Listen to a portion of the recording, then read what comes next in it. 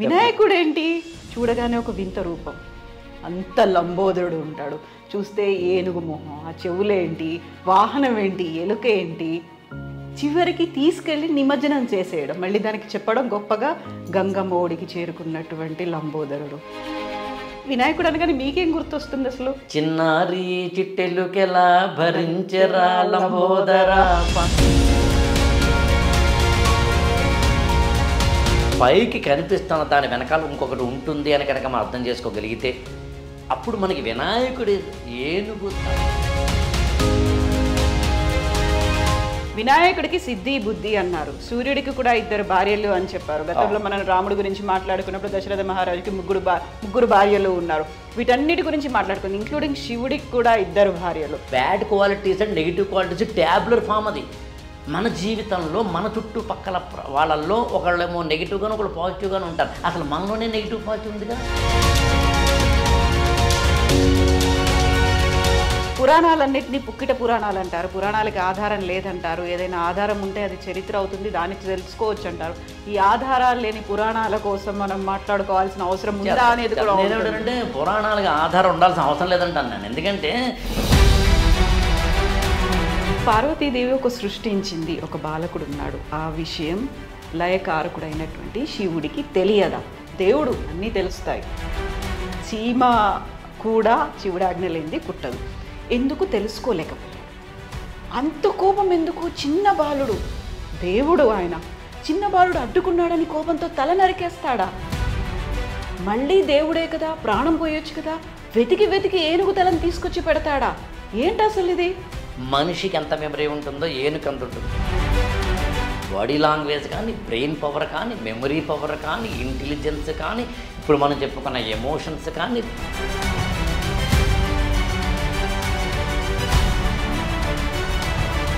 దీనికి నేను అంటే ఎంత ఉందా అండి, వాళ్ళకి ఎంత తెలుసునా అండి, వాళ్ళంతా గొప్పవాళ్ళ అనేదానికి గంటల తరబడి కూర్చొని నేను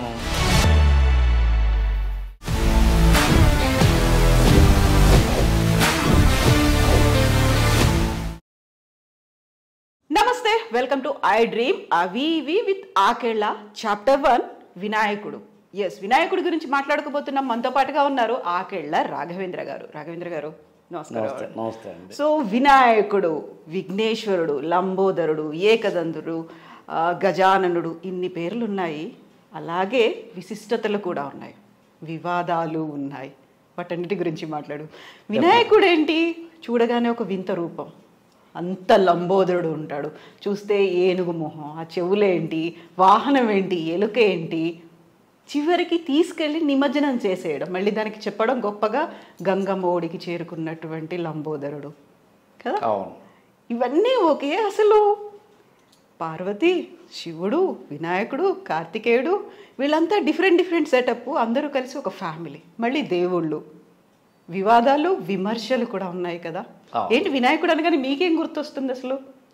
అంటే బేసికల్గా మీరు ఇందాక చెప్పిన వాటిలో ఒక ఆకారానికి సంబంధించి ఆకారంలో ఉన్న ఒక పిక్యులియారిటీ, నేను దాన్ని వికృతాన్నో వికారాన్నో ఏమన్నో, ఒక పెక్యులియారిటీ, ఒక విశిష్టత, లేదా ఒక అంటే మనం అబ్నార్మల్ అంటాం, అసాధారణత్వం, ఇవే కనిపిస్తాయి మనిషికి లేదా దేవుడికి. మానవ దేహానికి ఏనుగు తలకాయ, పెద్ద పొట్ట, పెద్ద ఆకారము, ఆయన్ని మోయడానికి ఖచ్చితంగా ఏనుగో ఏదో ఉండాలి, కానీ చిట్టెలుక.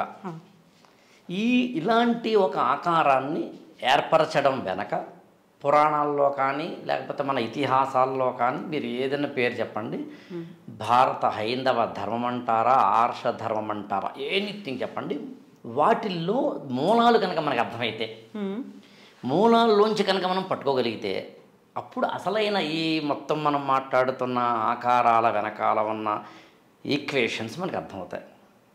నేను మామూలుగా ఏం చెప్తానంటే, ఏదైనా సరే రావణాసుడికి పత్తలకాయల, కృష్ణుడికి 16,000 మంది గోపికల, ద్రౌపదికి 5 భర్తల, రాముడు ఒక ఏకపత్ని వ్రతుడై ఆ భార్యనేమో అడవుల్లో వదిలేసి వచ్చేయడమా, లేదా ఆయన భార్యని ఎవరో ఎత్తుకుపోవడమా, ఆయనకి సేవకుడుగానేమో వానర జాతికి చెందిన హనుమంతుడు ఉండడమా, ఇవన్నీ ఏంటి? చెట్టుని పుట్టని పూజిస్తామని చెప్తుంటారు. జంతువులు, పుట్టలు, పాములు అన్నిటినీ మనం పూజించడాలి. వీటన్నిటి వెనకాల కేవలం పైన చూపించే దృశ్యాన్ని కానీ అర్థాన్ని కానీ తీసుకుంటే మనకి అంతరార్థం అర్థం కాదు. మామూలుగా అలంకార శాస్త్రంలో వాచ్యార్థము, లక్ష్యార్థము, వ్యంగ్యార్థం అని 3 అర్థాలు చెప్తారు ఏ పదానికైనా. వాచ్యార్థం అంటే లెక్సికల్ మీనింగ్, డిక్షనరీలో లేదా డైరెక్ట్గా ఏ మీనింగ్ దొరుకుతుందో ఆ మీనింగ్. లక్ష్యార్థము అంటే ఆ పదానికి ఉన్న అర్థానికి ఉన్న లక్షణాలతోటి కూడిన దేన్నైనా ఆపాదించదగ్గ మీనింగ్. వ్యంగ్యార్థము అంటే ఏంటో ఇంకొంచెం ఆగి చెప్తా. ఈ వ్యంగ్యమే చాలా మందికి కావాల్సిన, ఇప్పుడు వెయిటింగ్ అందరూ ఎదురు చూస్తున్నారు. వినాయకుడు అనగానే వ్యంగ్యము ఒక పర్యాయ పదము, వినాయకుడు అనగానే ఒక వినోదము, ఇవన్నీ ఎందుకు గుర్తొస్తాయి? అందుకని ఏంటంటే వాచ్యార్థము, లక్ష్యార్థము, వ్యంగ్యార్థానికి ఉదాహరణ చెప్తే మీకు అర్థమవుతుంది. ఉదాహరణకి మన్మధుడు అన్నాం అనుకుందాం. మన్మధుడు అన్నప్పుడు మనకి పురాణాల పరంగా చూస్తే రతీదేవి యొక్క భర్త, ఓకే, లేదా సృష్టి కార్యానికి ఒక ట్రిగ్గర్ పాయింట్. అలా కాకుండా అది వాచ్యార్థం అంటే actual definition are the dictionary meaning, lexical meaning అంటాం.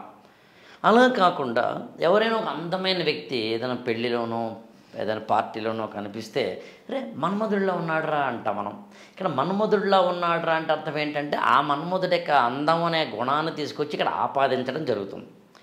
దీన్ని లక్ష్యార్థం అంటారు. ఇక్కడ చిన్న మన్మధుడు అంటారు. ఎవరైనా అమ్మాయిని రతీదేవి అన్నారనుకోండి, అది ఇంకో డిఫరెంట్ యాంగిల్కి వెళ్ళిపోతుంది కదా. అంటే వేరే మన్మధుడు ఏమో అందంతోనే ఉంటాం. ఇక్కడ మనం గమనించాల్సిన విషయం ఉంటుంది. అదేంటంటే ఏ పదానికైనా కానీ దానికి మళ్ళీ వాచ్యార్థము, లక్ష్యార్థం, వ్యంగ్యార్థం ఉంటాయి.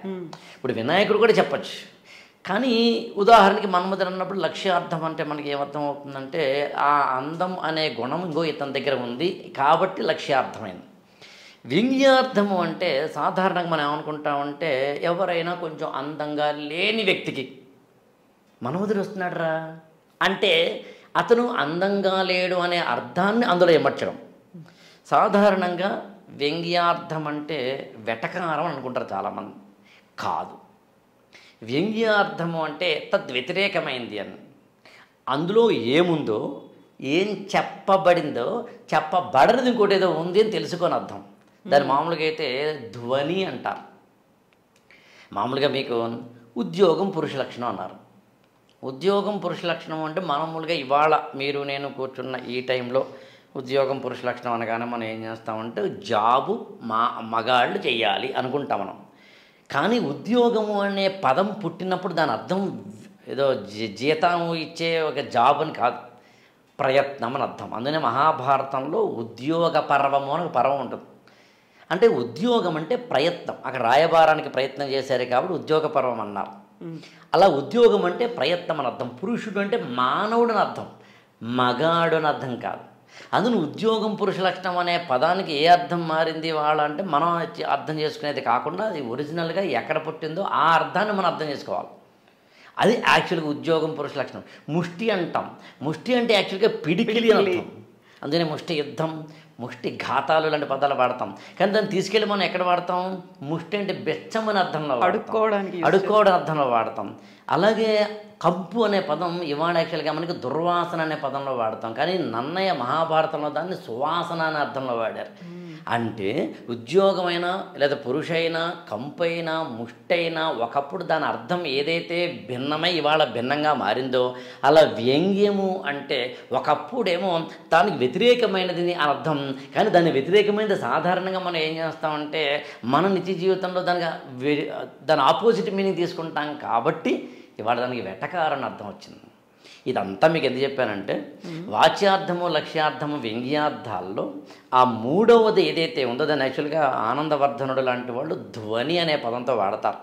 కానీ సింపుల్గా చేసి చెప్పాలి అంటే మీరు ఏదైనా ఇవ్వండి, అదొక పదమైనా సరే, ఒక కథ అయినా సరే, ఒక ఆచారమైనా సరే, ఒక సంప్రదాయమైనా సరే, ఒక నమ్మకమైనా సరే, అంటే ఒక విశ్వాసమైనా సరే, వేదమైనా సరే, వేదంలోని పదాలైనా సరే, పురాణాలైనా సరే, కావ్యాలైనా సరే, ఆ మాటకు వస్తే మన ఇళ్లల్లో మన నిత్య జీవితంలో రోజు జరిగే దాంట్లో ఏదైనా సరే పైకి కనిపిస్తున్న దాని వెనకాల ఇంకొకటి ఉంటుంది అని కనుక మనం అర్థం చేసుకోగలిగితే అప్పుడు మనకి వినాయకుడి ఏనుగు తలకాయ వెనకాల ఇంకోటి ఏదో ఉంటుందో అర్థం అవుతుంది, లేదా అర్థం కాదు.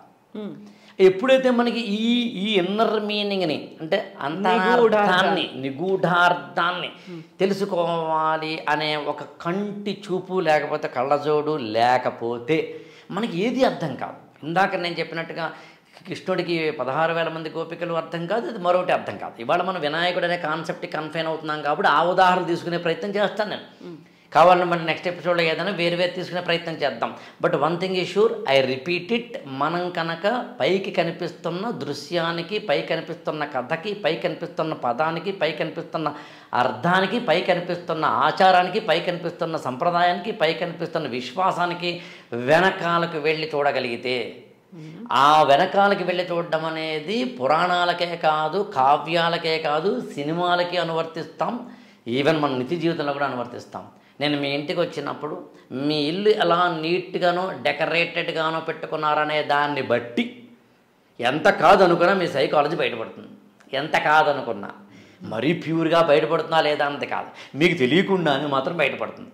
మీకు చాలా బ్లాక్ అంటే ఇష్టం అనుకుందాం, వైట్ అంటే ఇష్టం అనుకుందాం, రెడ్ కలిపి బ్లాక్ అండ్ వైట్గా ఏదో అందమైన తయారు చేసుకుంటూ ఉంటారు. మీకు పుస్తకాలు అంటే ఇష్టం అనుకుందాం, ప్రత్యేకంగా కొన్ని పుస్తకాలు పెట్టుకునే ప్రయత్నం చేస్తారు. మీకు ఏదైనా కొన్ని కొండపల్లి బొమ్మలు ఇష్టం అనుకుందాం, అవన్నీ పెట్టే ప్రయత్నం చేస్తారు. మీకు తెలియకుండా జరుగుతుంది అది.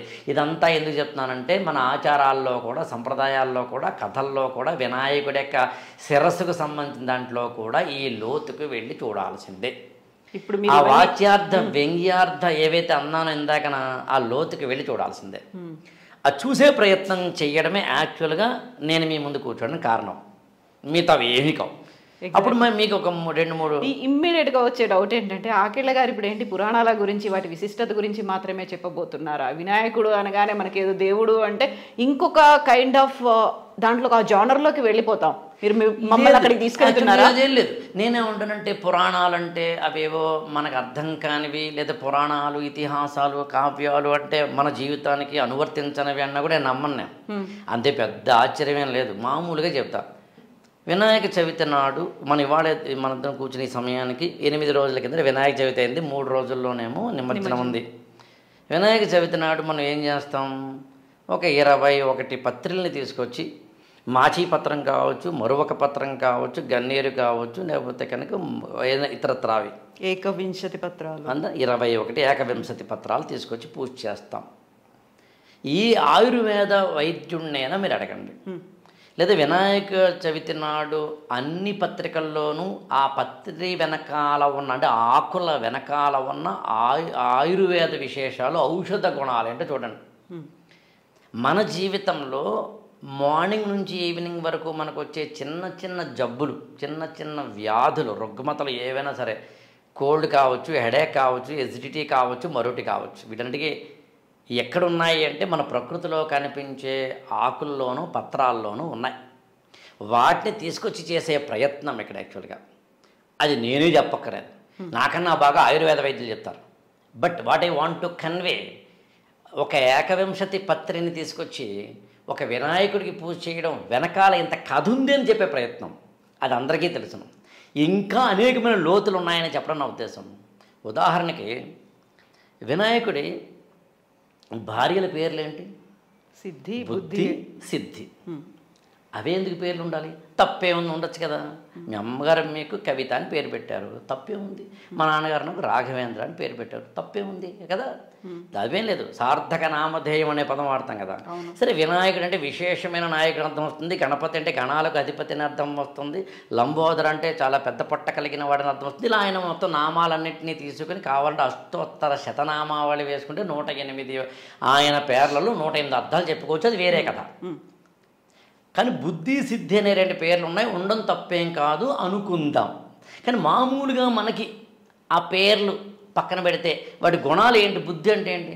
మామూలుగా ఎప్పుడు అంటామనే బుద్ధి లేదు రేడికి అంటాం, అవునా? సిద్ధి అంటే ఏంటి? ఏదైనా నువ్వు కష్టపడి సాధించుకున్న దాన్ని సిద్ధి అంటాం. ఫలితం. అంతేనా? ఇప్పుడు వినాయకుడికి సిద్ధి అనే భార్య ద్వారా పుట్టిన కొడుకు పేరని చెప్పగలరా మీరు? చెప్తే ఆశ్చర్యపోతారు మీరు. వినాయకుడికి సిద్ధి అనే భార్య ద్వారా పుట్టిన కొడుకు పేరు బుద్ధి అనే భార్య ద్వారా కూడా కొడుకు పుడతాడు కదా. ఈ ఇద్దరు పేర్లు చెప్పడానికన్నా ముందు ఇంకోటి చెప్తాను నేను. సూర్యుడి భార్యలు ఇద్దరున్నారు. సూర్య భగవానుడికి పేరు ఛాయ, సంజ్ఞ. ఛాయ అంటే యాక్చువల్ నీడ అని అర్థం. సూర్యుడికి భార్యను నీడని పెట్టడంలోనే సూర్య నీడ అనే రెండింటి యొక్క కాన్సెప్ట్ని చెప్పే ప్రయత్నం ఆనాటి ఋషి చేశారు. ఆనాటి పురాణాల్లో అలా చెప్పారు.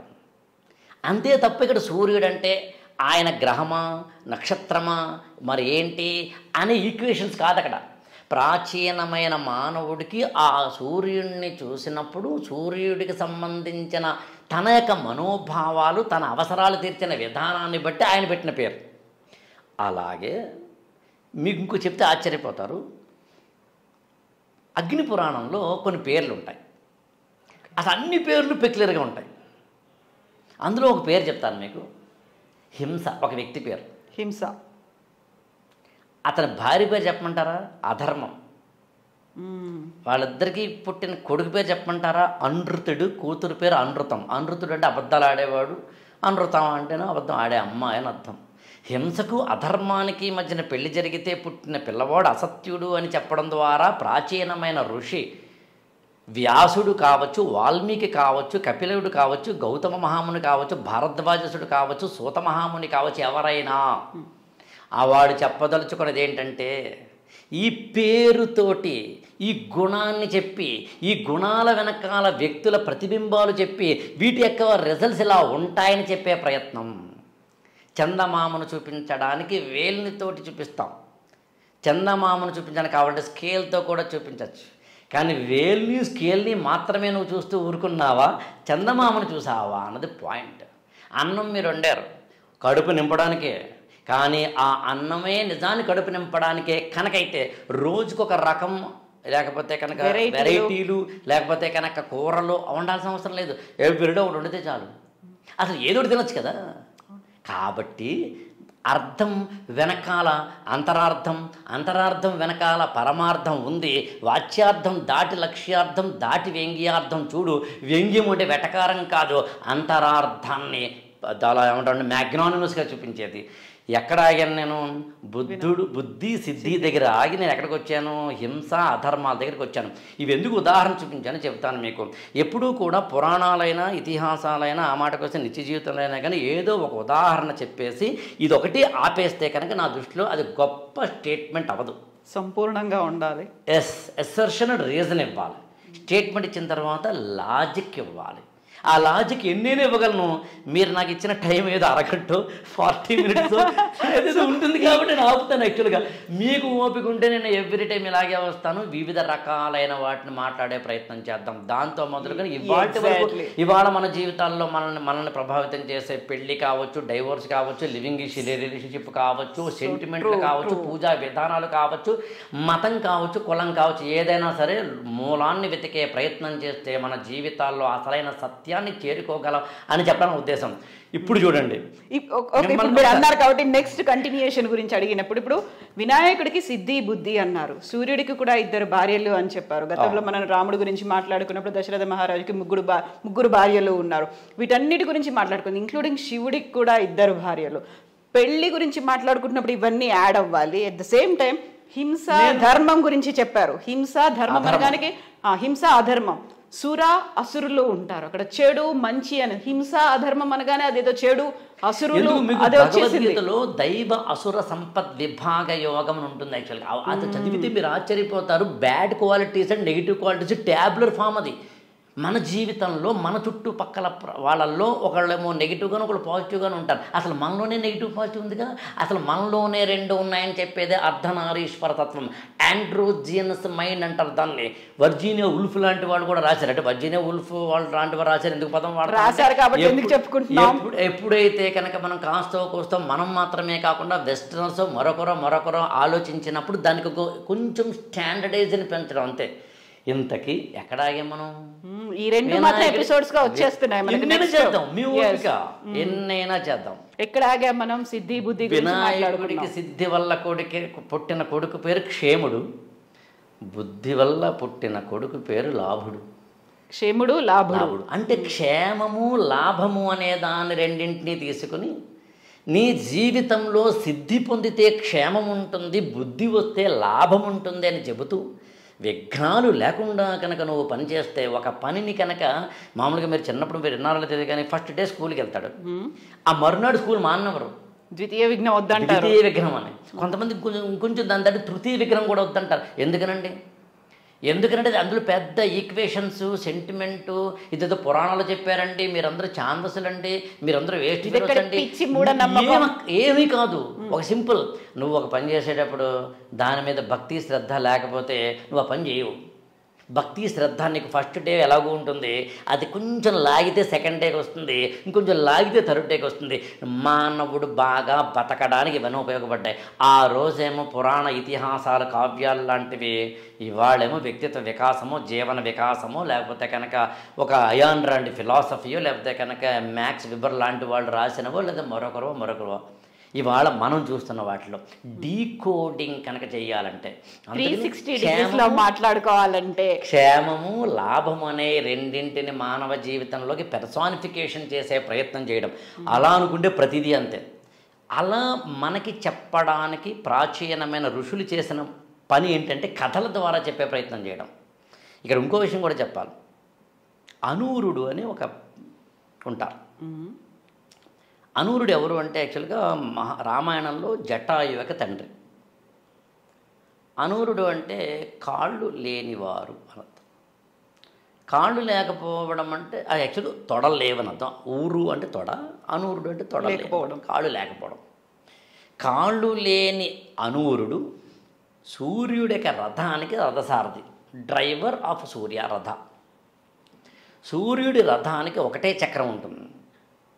సూర్యుడి యొక్క రథంకి 7 గుర్రాలు ఉంటాయి, సప్తశ్వాలు. ఈ 7 గుర్రాలు అటొకటి ఇటొకటి వెళ్ళిపోతుంటే తాళ్ళు పట్టుకుందామంటే తాళ్ళేమో పాములే ఉంటాయి. ఈ 7 గుర్రాల ఏకచక్ర రథం నడుపుతున్న వాడి కాళ్ళు లేవు. ఎక్కడ ఉంది అంటే మేఘాల్లో ఉంది, లేదా గాల్లో ఉంది. ఇన్ని డీమెరిట్స్ ఉన్నా ఆయన టైంకి వస్తాడు అని చెప్పే ప్రయత్నమే సూర్య భగవానుడికి సంబంధించిన, ఆయన వస్తేనే పొద్దున అవుతుంది అనేది, సాయంత్రం ఆయన వల్లనే ఎక్కువ అనేది, ఆయన వల్లనే ఆరోగ్యం అని చెప్పేదే యాక్చువల్గా. ఎందుకు చెప్తానంటే నువ్వు ఎంత డీకోడ్ చేస్తావో నీ ఇష్టం అని చెప్పే ప్రయత్నం చేయడం. ఆ డీకోడింగ్ అది మచ్ మోర్ ఇంపార్టెంట్ అని చెప్పడం నేను. అందుకని వినాయకుడికి సంబంధించి ఇప్పుడు నేను చెప్పినవి ఏవైనా కానీ ఆయన శిరస్సుకు సంబంధించి కానీ మరొకటి కానీ. ఇక్కడ ఇంకోటి కూడా చెప్పాలి మీకు. ఎలాగో మీరు ఇందాక పురాణాలు అన్నారు కదా, వేదాల్లో ఒక విషయాన్ని నేరుగా చెబుతాయి, సూటిగా చెప్తాయి. అందుకని వేదాలని ప్రభు సంహితాలు అంటారు. అంటే వేదం నేరేటివ్నెస్ ఎలా ఉంటుందంటే డాక్యుమెంటరీలా ఉంటుంది. మీకు దూరదర్శన్లోనూ లాంటి వాటిలో కొన్ని డాక్యుమెంట్స్ వస్తాయి. సిగరెట్లు కాల్చకూడదనో, డ్రగ్స్ తీసుకోకూడదు, డైరెక్ట్గా చెప్తాయి. అలా కాకుండా వేదాల్లో చెప్పబడిన ఒక కథని, ఒక పాయింట్ తీసుకొని దానికి ఒక కథ అల్లి, ఒక కథనాన్ని ఏర్పరిచి ఆ కథనాన్ని తీసుకొని మన ముందు పెట్టి ఆ అసలు విషయాన్ని చెప్పే ప్రయత్నం చేయడమే పురాణ ఇతిహాసాలు. దీని పురాణ ఇతిహాసాలు ఎప్పుడూ కూడా, ఇతిహాసాలు అంటే మనకి 2 ఉన్నాయి, రామాయణం, మహాభారతం. పురాణాలు 18 ఉన్నాయి. మీరు 18 పురాణాల్లోనూ ఏముంటుంది అటు ఇటు తిరిగంటే వేదాల్లో చెప్పబడిన ధర్మాన్ని మనందరికీ అర్థమయ్యే భాషలో కొద్దిగా, మనందరికంటే అప్పటి మనందరికీ అయ్యే భాషలో అందులో ఉన్న ఈక్వేషన్స్, అందులో ఉన్న లాజిక్లు, అందులో ఉన్న వాటన్నిటిని కథల రూపంలో, పాత్రల రూపంలో, కథనాల రూపంలో, సూక్తుల రూపంలో చెప్తారు. మీకు అలా 18 పురాణాలు ఉన్నాయి. అందులో పురాణాలను మిత్ర సంహితాలు అంటారు. ఆ పురాణాల్లో ఉన్న ఇంకొంచెం కథను తీసుకుని దాన్ని ఇంకా అందంగా అల్లి చెబితే దాన్ని కావ్యాలు అన్నారు. కాళిదాసు లాంటి వాడు రాసినవి కావ్యాల కిందకు వస్తాయి. అందుకనే కావ్యాలని కాంతా సంహితాలు అన్నారు. ఏసారి ఎప్పుడైనా ఒక ఎపిసోడ్ మన ఇద్దరం చేద్దాము. పురాణాలు ముందు వేదాలు, వేదాల తర్వాత వేదాంగాలు, వేదాంగాల తర్వాత పురాణాలు, పురాణాలతో పాటు ఇతిహాసాలు, ఆ రెండింటి తర్వాత వచ్చిన కావ్యాలు, ఆ తర్వాత వచ్చిన ఉపపురాణాలు, ఔపపురాణాలు, ఉపపురాణాలు, ఔపపురాణాలు, ధర్మశాస్త్రాలు, నీతిశాస్త్రాలు, కామశాస్త్రాలు, అర్థశాస్త్రాలు, వాటి తర్వాత వచ్చిన దర్శనాలు, ఆ తర్వాత వచ్చిన తెలుగు సాహిత్యంలో వచ్చిన అలసాని పెద్దనో లేకపోతే మరొకదైన మనుచరిత్ర లాంటి ప్రబంధాలు, ఇవన్నీ చెప్పే సారం ఒకటే. తెలుగు సినిమాలో స్టోరీ ఒకటే అయినట్టుగా సారం ఒకటే. ఏంటా సారం? Giving best possible life to the human being, అంతే. ఇవాళ మీరు నేను కూడా బెస్ట్ హ్యూమన్ బీయింగ్ అవ్వడానికి, బెస్ట్ హ్యూమన్ లైఫ్ పొందడానికి ట్రై చేస్తాం మనం. బీ గుడ్ డూ గుడ్, అంతే. అంతకుమించి ఇంకేమీ లేదు యాక్చువల్గా. అయితే అలా చేసే ప్రయత్నంలో ఈ పురాణాలు లాంటివి ఏం చేస్తాయంటే కథలు చెప్తాయి. ఇప్పుడు మానవుడు యాక్చువల్ మళ్ళీ వేరే ఎపిసోడ్ చేద్దాం మనం. అదేంటంటే ఎందుకంటే పురాణాలన్నింటినీ పుక్కిట పురాణాలు అంటారు, పురాణాలకి ఆధారం లేదంటారు. ఏదైనా ఆధారం ఉంటే అది చరిత్ర అవుతుంది, దాన్ని తెలుసుకోవచ్చు అంటారు. ఈ ఆధారాలు లేని పురాణాల కోసం మనం మాట్లాడుకోవాల్సిన అవసరం ఉందా అనేది కూడా. నేనేంటంటే పురాణాలకు ఆధారం ఉండాల్సిన అవసరం లేదంటాను నేను. ఎందుకంటే మంచిగా ఆధారం ఏంటి? ఇప్పుడు నువ్వు మంచిగా బతుకని చెప్పాలి నేను. ఏమంటే ఉదాహరణకి మామూలుగా మనకు అర్థమని చెప్తాను. మీ అబ్బాయి 4 ఏళ్ళు అనుకుందాం, 5 ఏళ్ళు 10 ఏళ్ళు అనుకుందాం, పోనీ వాడు రోజు బ్రష్ చేసుకోరా అని చెప్పాలి. మా అమ్మ నేను చేసుకోను అంటాడు అనుకుంది ఉదాహరణకి. బ్రష్ చేసుకోవడం వల్ల లాభాలు ఏంటది కావాలంటే మీరు చెప్పండి, ఒక 4-5 చెప్తారు వాడికి. చెప్పిన తర్వాత ఇది ఏ సైన్స్ పుస్తకంలో ఉంది చెప్పు. నా అమ్మ ఏ ఎండి చేసిన జనరల్ ఫిజిషియన్ ఉంటారు కదా, వాళ్ళు చెప్పింది నేను నమ్ముతాను అంటే సరే చెబుదామా చెప్పకూడదు పక్కన పెడదామా. నేనేమంటానంటే మంచికి ఆధారం అక్కర్లేదంటాను, చెడ్డకి ఆధారంతో పని లేదంటాను. చెడ్డ ఎప్పటికైనా జీవితంలో జరిగిపోతుంది. నేను మళ్ళీ చెప్తానండి, సమాజంలోంచి చెడ్డ ఎప్పటికీ వెళ్ళిపోతుంది. మన కంటికి అప్పటికి చెడ్డలా అనిపిస్తుంది. అది ఐ రిపీట్ ఇట్, మన కంటికి అప్పటికి చెడ్డలా అనిపిస్తుంది. ఎవరు తీసేయట్లేదే అనిపిస్తుంది. There will be a point తీసేస్తారు. There will be a point. మామూలుగా నిమజ్జనాలు జరుగుతాయి, గణపతి నవరాత్రులు జరుపుతారు. గణపతి నవరాత్రుల్ని అనేకమైన మండపాలు పెట్టి జరుపుతారు, అనేక రూపాల్లో పెట్టి జరుపుతారు. ఈ మండపాలను, గణేష ఉత్సవాలను ప్రజలను జాగృతం చేసి ఏకం చేసి ఈ జాతికి సంబంధించిన జీవనాడిని అందించేందుకు, దేశభక్తిని అందించేందుకు, జాతీయతను అందించేందుకు దీన్ని ఉపకరించవచ్చని 1890ల ఆ ప్రాంతంలో బాల గంగాధర్ తిలక్ ఆలోచించి, అందుని ఇవాళ కేవలం తెలుగు నేలలో తెలంగాణలోనూ ఆంధ్రప్రదేశ్లో మాత్రమే లేదుగా, రాజస్థాన్లోనూ ఉంది. అంటే ఆ రాజస్థాన్ పదం ఎందుకు వాడంటే ఎడారి లేదా నీళ్లు లేని ప్రాంతాల్లోనని చెప్పడం కోసం. ఇంకా ఉత్తరప్రదేశ్లో ఉంది, బెంగాల్లో ఉంది, మహారాష్ట్ర అయితే చెప్పనే అక్కర్లేదు, కోనే పరహై. అంటే ఎందుకు చెప్తున్నాను మీకు అంటే జాతిని జాగృతం చేయడానికి ఆ రోజున దీన్ని ఉపకరణంగా వాడారు, ఉద్యమ సాధనంగా వాడుకున్నారు. తర్వాత మీరు ఆశ్చర్యపోతారు, తెలంగాణలో ఆత్మకథల్లో ఆనాటి తెలంగాణ అని ఒక బుక్ ఉందని బొమ్మన్న గారి బాలశ్రీనివాసమూర్తి అని రాశారని. చాలా మంచి పుస్తకాల్లో పుస్తకం. తెలంగాణ ప్రాంతీయుల్లో పెద్ద వాళ్ళందరూ రాసిన ఆత్మకథల్లో తెలంగాణను ఎలా ప్రతిబింబించారో చెప్పే పుస్తకం అది. ఆత్మకథల్లో ఆనాటి తెలంగాణ. మందుమూల నరసింహారావు లాంటి వారు, లేకపోతే మాడపాటి హనుమంతరావు గారు లాంటి వారు, రావి నారాయణ రెడ్డి గారు లాంటి వాడు, మొత్తం అనేక మందికి సంబంధించి ఆ పుస్తకంలో అప్పట్లో 1920లు 10లు ఆ ప్రాంతాల్లో తెలంగాణలో హైదరాబాదు, వరంగల్ లాంటి ప్రాంతాల్లో గణేశోత్సవాలు ఎలా జరిగాయో రాశారు అందులో. అంటే ఇవాళ గణపతి మండపాలని మనము కేవలము ఇవాల్టిగా చూడడానికి లేదు, అది చూడకూడదు. అది దాని వెనకాల ఒక దేశభక్తి ఉంది, దాని వెనకాల ఒక సామాజిక శక్తి ఉంది, దాని వెనకాల ఒక ధర్మం ఉంది, దాని వెనకాల ఒక ఏకీకృతం చేసే నిబిడీకృతమైన అత్యున్నతమైన శక్తి ఉంది. రిలీజియన్ కాదు, రిలీజియన్ మాత్రమే కాదు, లాంగ్వేజ్ మాత్రమే కాదు, English not only but also అంటారు, అలాగా ఇట్ ఈస్ ఆల్సో రిలీజియన్ మాత్రమే. సరే మళ్ళీ మీరు రిలీజియన్ అనే పదం వాడారు కాబట్టి మళ్ళీ వేరే చేయాల్సింది. రిలీజియన్ అంటే ఏంటి, స్పిరిచువాలిటీ అంటే డిస్కస్ చేద్దాం, అది వేరే కదా. But what I want to convey, నాకు ఇప్పటికీ అంటే మండపాలు మీరు ఆశ్చర్యపోతారు. నాకు మా ఏరియాకి చెందిన ఒక అబ్బాయి ఈ మండపాలు పెట్టడానికి ఒక 1 వీక్ ముందు మొత్తం అన్ని అంటే అక్కడ ఎక్కడైతే వాళ్ళ ఇంట్లో వాళ్ళ వీధిలో పెడతారో పెద్ద మండపం పెడతారు కదా, మొత్తం అంతా తిరుగుతారండి. దాదాపు ఒక 7-8 వీధులు తిరుగుతాడు అతను. ఎవరెవరు ఎక్కడ పెడతారో కనుక్కుంటాడు. ఆల్రెడీ తెలుస్తుంది కదా వాడికి, గత 10 ఏళ్లలో పెడుతుంటారు కాబట్టి. అన్న నువ్వు ఇక్కడ పెడతావు కదా, అన్న నువ్వు అక్కడ పెడుతున్నావు కదా, అన్న నువ్వు అక్కడ పెడుతున్నావు కదా, అని ఎవరెవరు ఎక్కడ పెడుతున్నారో చూసుకొని ఎక్కడి నుంచి ఎవరికి ట్రాఫిక్ డిస్టర్బ్ కాకుండా ఉండేలాగా రూట్ మ్యాప్ తయారు చేసి ఆ రూట్ మ్యాప్ని ఒక చిన్న పేపర్లో వేసి పంచిపెడతాడు అతను. తన ఇంటి ముందు పెట్టే ఒక వినాయకుడికి సంబంధించినది తన ఇంటికి ముందు వెళ్ళే కార్లకో టూ వీలర్లకో ఇబ్బందులు కలుగుతున్న మాట కొంతవరకు నిజమే అయినా టోటల్గా అందరికీ ఎక్కడ ఇబ్బంది కలగకుండా ఉండేందుకు మొత్తం అందరినీ సంయోగపరిచి చేస్తాడు. 11 రోజుల మాట. మరి అటువంటిప్పుడు అంటే ఏంటి, ఒక వ్యక్తి మండపాల విషయంలో సామాజిక బాధ్యతను కూడా ఏర్పరిచాడుగా.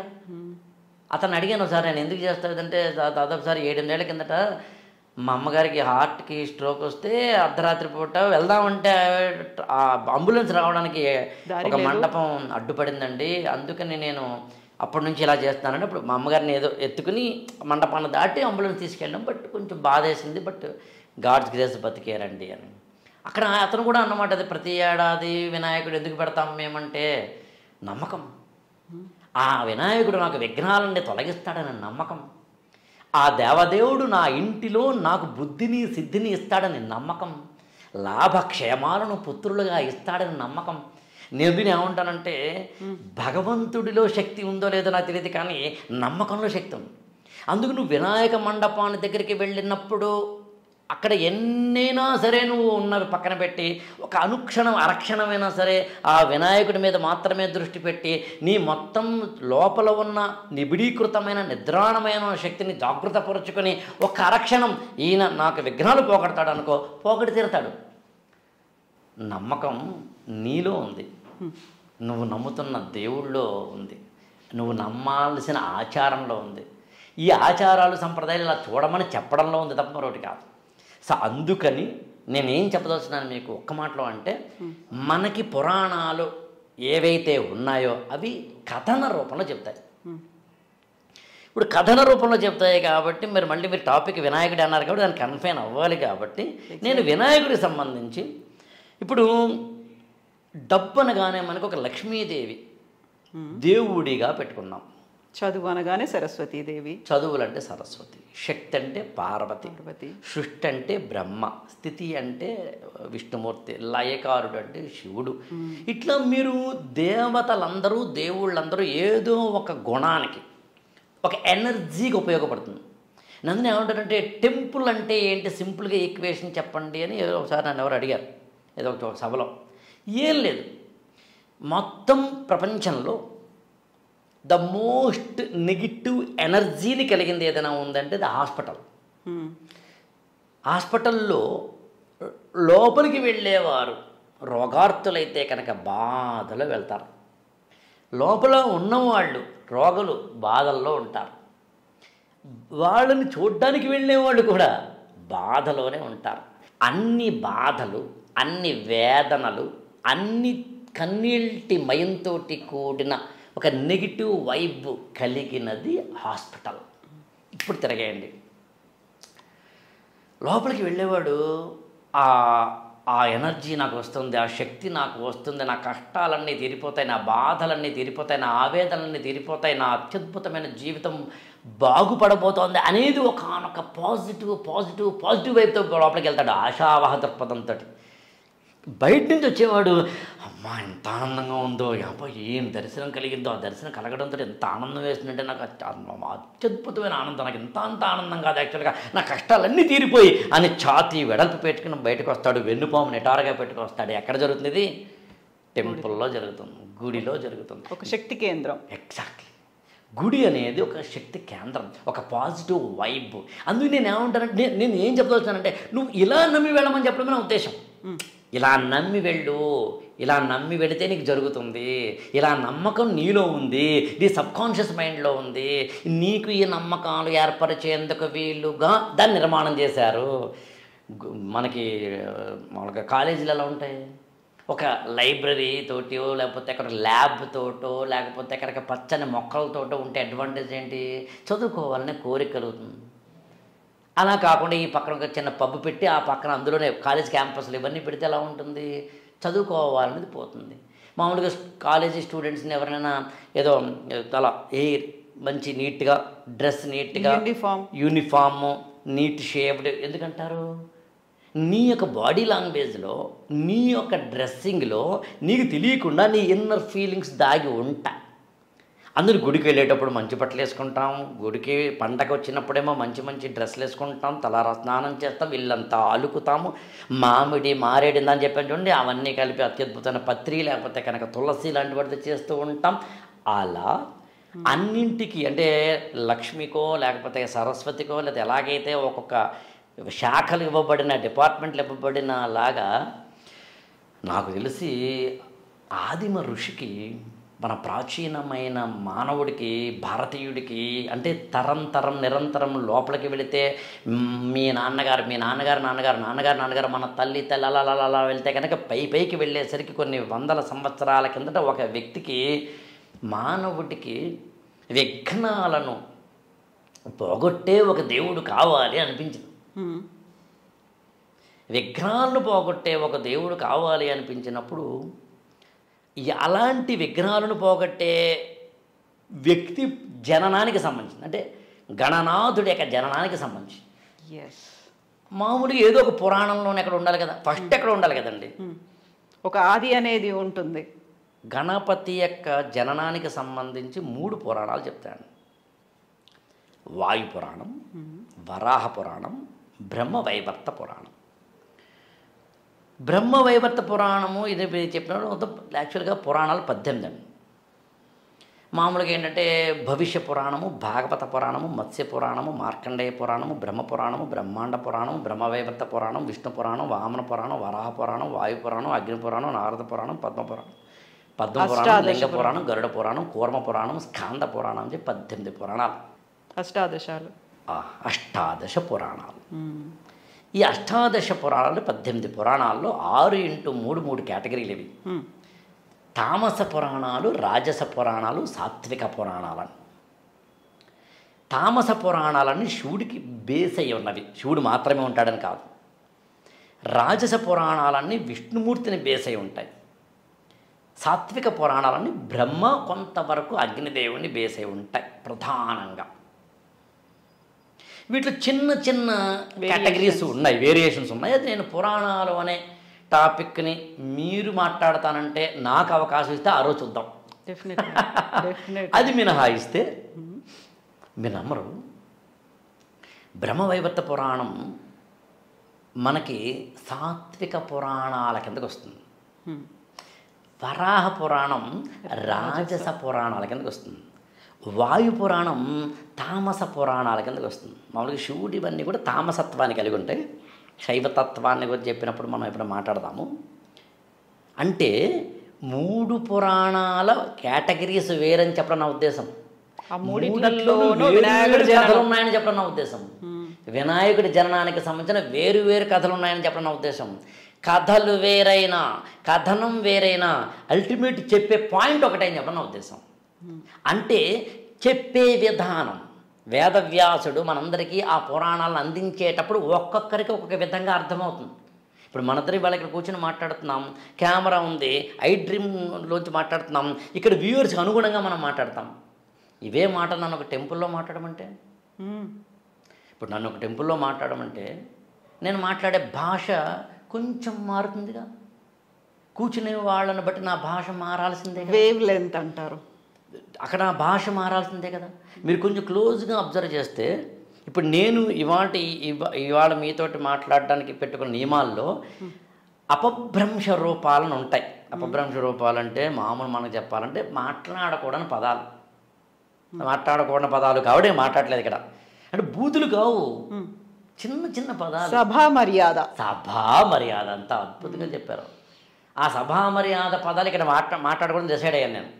నన్ను ఒకసారి అనపర్తి అని కాకినాడ దగ్గర ఊరుంటే, ఆ ఊరిలో వాళ్ళు పూర్తిగా ఆధ్యాత్మిక సంబంధించిన ఒక ప్రోగ్రామ్కి నన్ను ఒక చీఫ్ గెస్ట్గా మాట్లాడమని పిలిచినప్పుడు నేను చెప్పాను, ఏమండి నా ఉపన్యాసాల్లో సినిమా డైలాగులు లేకుండాను, కొంచెం అపభ్రంశ రూపాలు లేకుండానంటే కనెక్ట్ అవ్వడానికి వీలుగా, ఆడియన్స్ కనెక్ట్ అవ్వడానికి వీలుగా వాళ్ళ లాంగ్వేజ్, నిత్య జీవితంలో మనం మాట్లాడే లాంగ్వేజ్ను వాడకుండా నేను ఉండను, నా స్పీచ్లు అలా ఉంటాయి, మీకు వర్కౌట్ కాదు, నేను రానని చెబితే లేదండి పర్లేదండి యూత్ కూడా వస్తారు, ఇవాళ పర్లేదని మరీ అంత కాదని. అయినా నేను ఏం చేశానంటే ఒక పని చేద్దామండి, నేను మాత్రం నాకు నియమం పెట్టుకుంటానని చెప్పి ఒక్క అపభ్రంశ రూపం కూడా రాకుండా ఉండేలా, ఒక్క సినిమా డైలాగ్ కూడా రాకుండా ఉండేలా మాట్లాడేందుకు ప్రయత్నించి, ఇంతైతే ఇన్ని కబంధ హస్తాలు పెట్టేసుకుంటే, ఇన్ని తాళ్ళు సంఖ్యలు నాకు నేనే సంఖ్యలు అని చెప్పి అరగంట కన్నా మాట్లాడనని చెప్పి స్టార్ట్ చేశాను.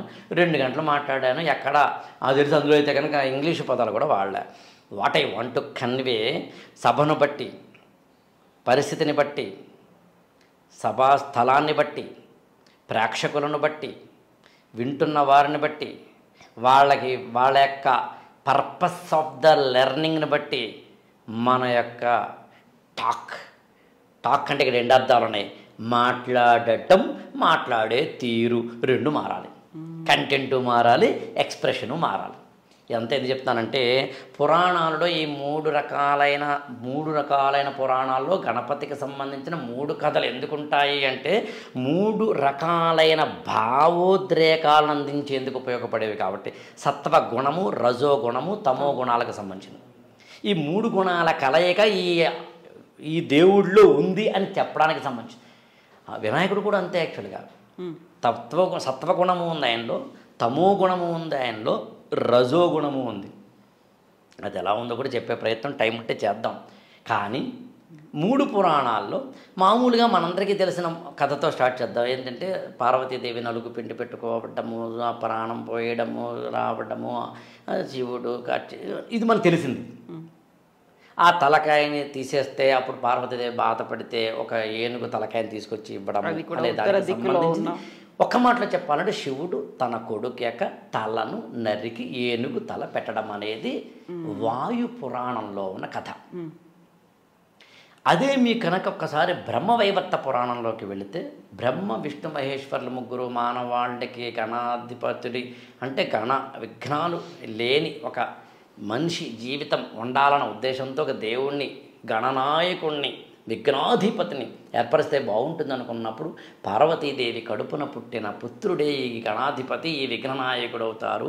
కానీ శనీశ్వరుడు వచ్చి ఆ వినాయకుడిని చూడటం వల్ల, ఆ శనీశ్వరుడి దృష్టి వల్ల ఆ వినాయకుడికి తలకాయ తెగిపోతే అప్పుడు శివుడు కాదు, శ్రీహరి అంటే విష్ణుమూర్తి పుష్పభద్రా నదీ తీరానికి వెళ్ళి ఏనుగు తలకాయని తెచ్చి ఈ శిశువుకి పెట్టడం జరిగింది అని మనకి బ్రహ్మవైవర్త పురాణంలో ఉంటుంది. ఇక్కడ శనిని చేసేసారు. ఇక్కడ శని.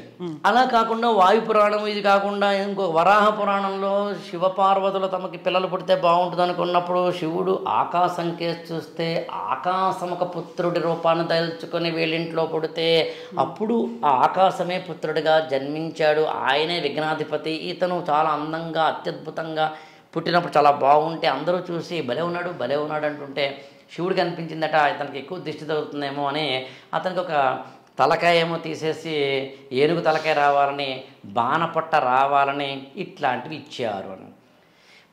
మీరు గమనించండి, వాయు పురాణమైన, వరాహ పురాణమైన, బ్రహ్మవైవర్త పురాణమైన ఈ 3 పురాణాల్లోనూ కథ వేరు, కథనం వేరు, పాత్రలు అటు ఇటు జరిగాయి. కానీ కంటెంట్ ఒకటే చూడండి. ఎండ్ పాయింట్ ఏంటండి? పిల్లవాడు పుట్టడము, శిరోఖండనం జరగడము, ఏనుగు శిరస్సుని పెట్టడము, ఆకారం ఇందాకని మీరు అన్నట్టుగా కొంచెం టిపికల్గా కనిపించడం, నేను వింతాను, వికృతాన్ని, వికారాన్ని ఆసక్తి గొలిపేలా అంటాను నేను. I'm very much clear about my language. ఎందుకంటే నేను ఎందుకు అలా చెప్పదలుచుకోనంటే ఆకారాన్ని, వికారం మనం ఎలా అనగలం, వికృతను ఎలా అనగలం? నాకు ఏదో I think if I'm not wrong ఒక నవలలో ఒక లైన్ ఉంటుందండి. రాముడు ఏం అందంగా ఉన్నాడని సీత పెళ్లి చేసుకుంది అంటూ ఎవరి కళ్ళతోటి చూస్తే వారు కదా అందంగా కనిపిస్తారని ఉంటుంది. అలా అందం అనేది అక్కడ లేదు, వస్తువులో లేదు, దృష్టిలో ఉంది. అలా నాకు వినాయకుడికి చూస్తే ఏమనిపిస్తుందంటే ఈయనతోటి కనుక నేను ఒక 2 నిమిషాల పాటు కూర్చుంటే నాకు బుద్ధి సిద్ధి రాగలిగితే, నాకు లాభము క్షేమము నా ఇంట చేరగలిగితే, నా ఇంట విఘ్నాలు లేని ఒక తత్వం నా ఇంట్లోకి, నా శక్తిలోకి, నా బాడీలోకి నా మేధస్సులోకి రాగలిగితే ఇది కదా నేను వినాయకుడిని పూజ చేయడానికి గల కారణాలు అవ్వాలి. అంతేకాని దూరవాక్యం పూజయామి, మా జీవత్రం పూజయామి, లంబోదరాయణ కాదు కదా. నువ్వు కాన్సన్ట్రేషన్ పూజ మీద చేయకుండా ఆ పూజ చేయడం వల్ల ఏ శక్తితో కలుగుతుందో నాకు అర్థం చేసుకోకపోతే ఉపయోగం ఉంది. అది సామాన్యుడు మొదలుకొని అందరికీ అర్థమయ్యేందుకే గణపతి నవరాత్రులు, అందుకే ఉత్సవాలు, అందుకే మండపాలు, అందుకే సామాన్యులు అక్కడికి వెళ్ళి అత్యున్నతంగా కోలాహలాలు వాటిని తీసుకెళ్ళి అందులో దాదాపు 9-10 రోజుల పాటు ఏకవింశతి పత్రాలతోటి ఆ మట్టి గణపనాథుడిని కలవడం ద్వారా అందులో అన్నీ ఒక విధంగా ఎరువులా తయారైతే వాటిని తీసుకెళ్ళి మళ్ళీ నీళ్లలో వేస్తే శ్రావణ భాద్రపదాలు అనేవి ఈ దేశంలో అత్యున్నతమైన, సింపుల్గా చెప్పాలి అంటే వర్ష ఋతువులు కాబట్టి ఋతువుల రాణి వసంతకాలం మంత్రకవాటం తెరుచుకొని కంచు వృషభం అగ్నిశ్వాసం కక్కే గ్రీష్మం కదలాడి ఏళ్ళు వీళ్ళు బయళ్ళు ఏకం చేసే వర్షాకాలం కంచు శ్రీశ్రీ మహాప్రస్థానం అంటాడు, ఏళ్ళు ఊళ్ళు బీళ్ళు బయళ్ళు ఏకం చేసే వర్షాకాలం. శ్రావణ భాద్రపదాలు అనేవి భారతదేశంలో సౌత్ వెస్ట్ మాన్సూన్ వచ్చే రోజులు కాబట్టి వర్షాలు విపరీతంగా పండితే కనుక మొక్కలన్నీ అత్యద్భుతంగా ఉంటాయి కాబట్టి పండ్ల తోటలన్నీ అత్యద్భుతంగా ఉంటాయి కాబట్టి ఈ పండ్లు ఈ ఆకుల్ని తీసుకొచ్చి ఔషధ గుణాలన్నింటి వాటిని తీసుకొచ్చి ఎక్కడెక్కడ మట్టి పేరుకుపోయిందో పేరుకుపోయిన మట్టన్నింటినీ కుర్రాళ్ళందరూ వెళ్ళి తీసుకొచ్చి కోలాహలంగా తీసి ఇటువైపు తీసుకొచ్చి వాటన్నిటినీ మట్టి గణనాథుల్ని చేస్తే ఆ గణనాథులతోటి వీళ్ళు పూజ చేస్తే ఈ 9 రోజుల పాటు ఎవరో ఒకరు చెప్పిన ప్రవచనాలు వినడం ద్వారా అసలు పౌరాణికత అంటే ఏంటో తెలుసుకోవడం ద్వారా ఈ జాతి జీవనాడి అయిన భారతీయ ధర్మాలను ఇదిగో ఈ 9 రోజులు వినడం ద్వారా పుస్తకాల్లో చెప్పనివి స్కూళ్ళల్లో చెప్పలేనివి ఏవైనా ఉంటే జీవితానికి సంబంధించినవి ఇక్కడ పెద్దవాడు చెబితే ఈ పిల్లలు వింటారు కదా నా ఉద్దేశంతో గణనాథుణ్ణి మనం నిమజ్జనము, ఆ నిమజ్జనంతో మళ్ళీ నీళ్లలో కలపడం, ఆ కలపడం ద్వారా మళ్ళీ అన్ని ఔషధ గుణాలతోటి మినరల్స్ అంటే ఖనిజ లవణాలతోటి అవుతుంది. కాబట్టి నాకు మీరు అవకాశం ఇస్తే ఏ పత్రిలో ఏ ఔషధ గుణం ఉంటే ఏ ఖనిజాలు ఉన్నాయో కూడా నా దగ్గర లిస్ట్ ఉంది. కానీ నాకన్నా అది ఆయుర్వేద వైద్యులు లాంటి వాడు చెప్పడం ధర్మం, లేదా ఏ అగ్రికల్చర్ యూనివర్సిటీ లాంటి వాడు చెప్పడం అర్థం. నేను వాళ్ళ దగ్గర నేర్చుకుని తీసుకున్న టేబుల్స్ అవి. ఇంతకీ ఇదంతా కలిపి ఏం చెప్తున్నానంటే ఎవరైతే ఈ జాతికి విఘ్నాలను పోగొట్టతాడనే నమ్మకం కలగాలో, తెలుగు సినిమాల్లో చూడండి హీరో బక్కగా పలచగా ఉండడు, 10 మంది వస్తే అమ్మో అని భయపడడు. ఆ భయపడేదైతే సామాన్యుడు కూర్చొని టిక్కెట్ కొని కూర్చున్న ప్రేక్షకుడుగా ఆ భయపడేవాడే కదా. నాకన్నా మ్యాగ్నానిమస్గా ఉండాలి కదా కోరుకుంటా నేను. హీరో అంటే వాడే కదా. చంటి పిల్లాడు హీరో ఎవరు? 6 ఏళ్ల పిల్లవాడు హీరో ఎవరు అనుకుంటున్నారు? వాడు అలా జస్ట్ తలుపు తెరిచేసరికి నల్లపిల్లి వచ్చేసరికి అనేసరికి నాన్న వెనకాల నుంచి వచ్చి నల్లపిల్లి తరిమితే ఈ 6 ఏళ్ల పిల్లవాడికి నాన్నే హీరో కదా. అలా నాకు హీరో నాకన్నా గొప్పవాడు అవ్వాలి, కండలు తిరిగి ఉండాలి, 10 మందిని కొట్టగలిగి ఉండాలి, నేను డ్యాన్స్ చేయలేను కదా వాడు చేయగలిగి ఉండాలి. ఎలాగైతే సామాన్య ప్రేక్షకుడు సబ్కాన్షియస్ మైండ్లో అనుకుంటాడని తెలిసే డైరెక్టర్ ఒక హీరోని ఎలివేట్ చేస్తాడో, హీరోకి ఇంట్రడక్షన్ సాంగో ఇంట్రడక్షన్ ఏదో ఏముంటుందని బ్యాంగో వేస్తాడో, అలా ఈ జాతికి నువ్వు ఏ పని చేస్తున్నా ఏడుస్తూ కూర్చోకుండా అవుతుందో లేదో అని ఆత్మవిశ్వాసము లేకుండా నువ్వు కంగారు పడిపోకుండా నిరాశలో మునిగిపోకుండా కాలు గడప దాటకుండానే కాశీకి వెళ్ళగలనా అని నీలోనే నువ్వు భయపడిపోకుండా, ఎగ్జామ్ ఇంకా కట్టకుండానే పాస్ అవుతానా అని భయాలు లేకుండా, వ్యాపారం ఇంకా స్టార్ట్ చేయకుండానే నష్టాలు వస్తాయేమో అని నిరాశలో పడిపోకుండా, పెళ్ళవకుండానే ఏమవుతుందో అని బాధపడకుండా ఉండే ఒకానొక నిరాశ నిస్పృహ నెగిటివిటీ అన్నిటినీ పోగొట్టేందుకు ఒక గణనాథుడు కావాలని, ఒక విఘ్నాధిపతి కావాలని బ్రహ్మ విష్ణు మహేశ్వరులందరూ కూర్చుని మీటింగ్ పెట్టుకుని నీకోసం ఒక దేవుడిని తయారు చేస్తున్నప్పుడు ఆయన కథలో విఘ్నాలు ఉండాలి, విఘ్నాలు తొలగించబడాలి. అలా తొలగించబడ్డం అనేది ఏ విఘ్నం చెప్పండి. మొన్న మా ఫ్రెండ్ ఒక అతను జ్వరం వచ్చింది, జ్వరం వచ్చినా కానీ లేచి నిలబడి క్లాస్కి వెళ్ళాడు అంటే మీరు పెద్ద ఎమోషన్ ఫీల్ అవ్వరు, కావాలంటే చూడండి. ఎందుకంటే ఈ జ్వరం రావడం సహజం అలా కాకుండా క్యాన్సర్ వచ్చింది ఒక ఆవిడకి, క్యాన్సర్ వచ్చినా ఆ క్యాన్సర్ని జయించి ఆత్మవిశ్వాసంతో మళ్ళీ తిరిగి ఆమె తన జీవితంలో నిలదొక్కుని క్యాన్సర్నే జయించింది అన్నప్పుడు మీకు ఒక ఆత్మవిశ్వాసం కలుగుతుంది. అలా ఏ కష్టమైనా సరే, ఆర్థిక నష్టము, శారీరక కష్టము, మరొక కష్టము వచ్చిన వాడైతే కనుక ఆ మాత్రం కష్టాలు మాకు ఉన్నాయి సార్ అంటారు. కానీ ఏ పిల్లవాడైతే పుట్టిన వెంటనే అసలు ఎంత ప్రమాదం రాకూడదో, ఎంత విఘ్నం రాకూడదో అలాంటి విఘ్నాన్ని ఎదుర్కొన్న కుర్రాడు, పసిపిల్లవాడు, బాలకుడు, బాల గణపతి తలకాయే పోతే, ఇక్కడ తలకాయ పోయినా కూడా, శిరస్సు పోయినా కూడా ఈ పిల్లవాడు ఇదిగో మళ్ళీ లేచి నిలబడ్డాడు. ప్రకృతి నిలబెట్టిందా, అతనే నిలబడ్డా, మరొకరు నిలబడ్డా, అది వేరే కదా. మొత్తం మీద మాత్రం నిలబడ్డాడు. అంటే విఘ్నాలను పుట్టుకతోటే ఎదుర్కొని మన ముందు నిలబడ్డాడు. పొట్టేమో ఎక్కువ, ఎలకేమో చిన్నది, తలకాయ ఏమో పోయింది, పోయిన తలకాయకేమో ఏనుగు తలకాయ వచ్చింది. ఇన్ని వచ్చినా కూడా ఈ పిల్లవాడు ఇదిగో ఇతను మామూలు వాడు కాదు, విఘ్నాధిపతి, చదువులకు నిలయం.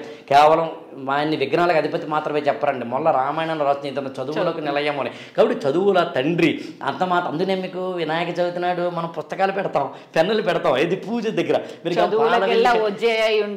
అందుకని ఒక మాట చెప్పాలంటే వినాయకుడు చదువులకు తండ్రి, సంస్కారాలకి నిలయం, ఇవన్నీ నీకు అందించేందుకు నిలబడ్డవాడు.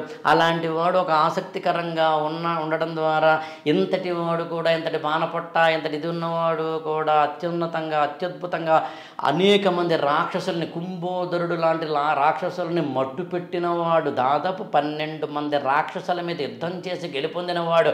కాబట్టి నీ యొక్క ఫిజికల్ బాడీని బట్టో, నీకు వచ్చిన కష్టాన్ని బట్టో, నీకు ఎదురైన విఘ్నాన్ని బట్టో కాదురా, ఆత్మశక్తి ఉంటే ప్రకృతి కూడా నీకు సహకరిస్తుందని చెప్పే ఒకానొక కథని నా యొక్క ప్రాచీనమైన ఋషి ఇవ్వాలనుకున్నాడు. ఇవ్వడానికి తామసులకు, రాజసులకు, సాత్వికులకు ముగ్గురికి అర్థమయ్యే 3 నేరేటివ్స్ ఇవ్వాలనుకున్నాడు. మనం చూడండి, తెలుగు సినిమా డైరెక్టర్లు ఏం చేస్తారంటే హీరోని బట్టి కాస్త నేరేషన్ మారుస్తారు, ప్రొడ్యూసర్ని బట్టి నేరేషన్ మారుస్తారు, ఓటీటీని బట్టి నేరేషన్ మారుస్తారు. ఇక్కడ కూడా అన్న చేశారని. కానీ నా ప్రాచీనమైన ఋషులు అంత గొప్పవాళ్ళని, నువ్వు బాగా బతకడానికి వాళ్ళు తమ జీవితాలను అంకితం చేశారని, తమ జీవితంలో ఉన్న సారాన్నంతటినీ పుస్తకాలు చదవడం ద్వారా మీకు ఇచ్చారని, వాళ్ళని జస్ట్ తాలిబాన్తో పోల్చకూడదని, వాళ్ళని జస్ట్ పైపైన అర్థాలతోటి ఉండకూడదని నేను చేతులెత్తి వినమ్రంగా విజ్ఞప్తి చేస్తున్నాను. అంతేగాని మావాడు చాలా గొప్ప అని అహంకారంగా చెప్పట్లేదు. ఎందుకంటే నీ మనసు నేను మార్చాలి అనుకున్నప్పుడు నేను వినమ్రంగానే చెప్పాలి.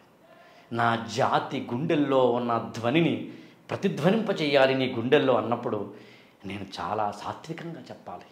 నా భాష చాలా మార్దవంగా ఉండాలి. నేను నీకు చాలా అందంగా చెప్పగలగాలి.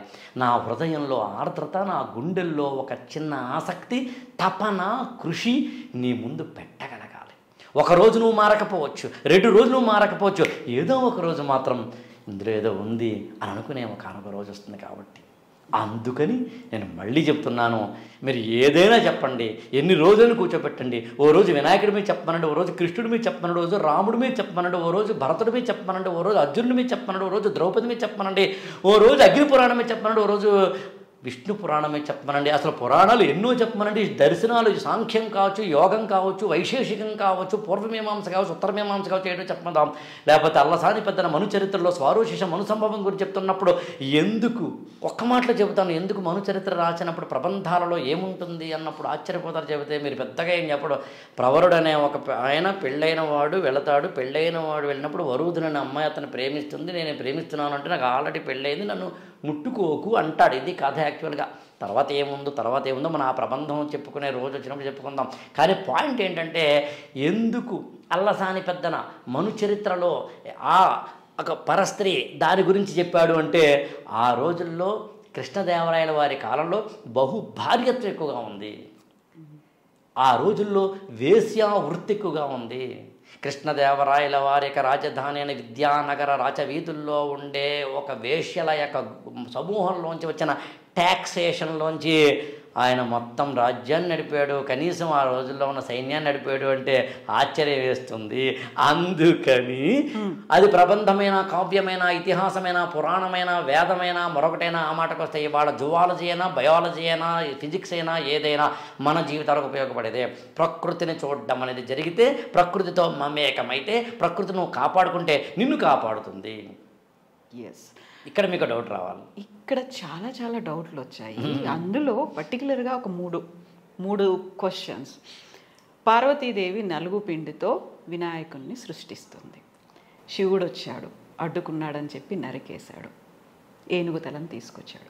అసలు పార్వతీదేవి ఒక సృష్టించింది, ఒక బాలకుడు ఉన్నాడు, ఆ విషయం లయకారకుడైనటువంటి శివుడికి తెలియదా? దేవుడు అన్నీ తెలుస్తాయి, చీమ కూడా శివుడి ఆజ్ఞ లేనిది కుట్టదు. ఎందుకు తెలుసుకోలేకపోయాడు? అంత కోపం ఎందుకు? చిన్న బాలుడు, దేవుడు ఆయన, చిన్న బాలుడు అడ్డుకున్నాడని కోపంతో తల నరికేస్తాడా? ఎవరైనా అవ్వచ్చు. మూడవది, నరికేశాడు, మళ్ళీ దేవుడే కదా, ప్రాణం పోయొచ్చు కదా, వెతికి వెతికి ఏనుగు తలను తీసుకొచ్చి పెడతాడా? ఏంటి అసలు ఇది? దీని వెనకాల లాజిక్ ఉందా? నేను యాక్చువల్గా మీరు అడిగిన వాటిలో మూడవ దానికి ఇప్పుడు చెప్పగలను. మొదటి రెండింటికి చెప్పాలి అంటే మీరు నాకు పురాణాలలో ఉండే గుణగణాల వివరణ అని ఒక టాపిక్ మనం తీసుకోవాలి. అండ్ ఎందుకంటే గుణగణాలు అంటే ఎందుకంటున్నామంటే అదే శివుడు ఒక్కొక్కసారి రౌద్రంగా ఉంటాడు, అదే శివుడు ఒకసారి ఏమో శాంతంగా ఉంటాడు, అదే శివుడేమో ఒక్కోసారి బ్రహ్మకేమో సబార్డినేట్గా ఉంటాడు, అదే శివుడేమో విష్ణుమూర్తికేమో సుపీరియర్గా ఉంటూ ఉంటాడు. ఇవన్నీ ఇందాక నేను ఈ ఎపిసోడ్ బిగినింగ్లో చెప్పినట్టుగా వాచ్యార్థం దగ్గర ఆగిపోవద్దు. దాని యొక్క లెక్సికల్ మీనింగ్ కాకుండా ఇన్నర్ మీనింగ్, అది ఓ మర్మం ఏంటి, ఇక్కడ నేను అన్నీ చెప్పడం ఇక్కడ సాధ్యం కాదు. చెప్పాలంటే నేను మళ్ళీ చెప్పాను కదా గుణగణాలు పెట్టుకో తప్పదు డెఫినెట్గా. కానీ ఏనుగు తలకాయ ఎందుకు చెప్తాను.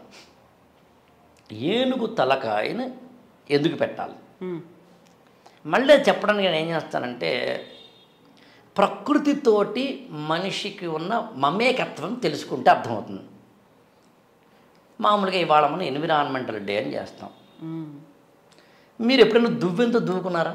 దూకుంటారుగా. దువ్వెను ఎలా కనిపెట్టాడు తెలిసిన మానవుడు, మీరు చెప్తే ఆశ్చర్యపోతారు. గొల్లభామ ఉంటుంది, గ్రాస్ హాపర్ అంటారు ఇంగ్లీష్లో. గొల్లభామ అనేది మిడత కూడా అంటారేమో కొన్ని ఏరియాల్లో.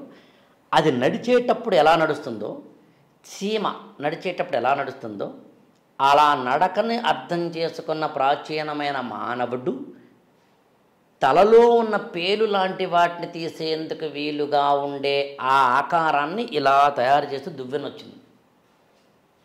స్ట్రా ఉంది కదా, స్ట్రాని సీతాకోక చిలుక తన యొక్క తొండంలా అనిపించే ఒక చిన్న ఇది ఉంటుంది, అది ఓపెన్ చేసి పూలల్లోంచి తీసుకుని తాగుతుంది. అక్కడి నుంచి వచ్చింది.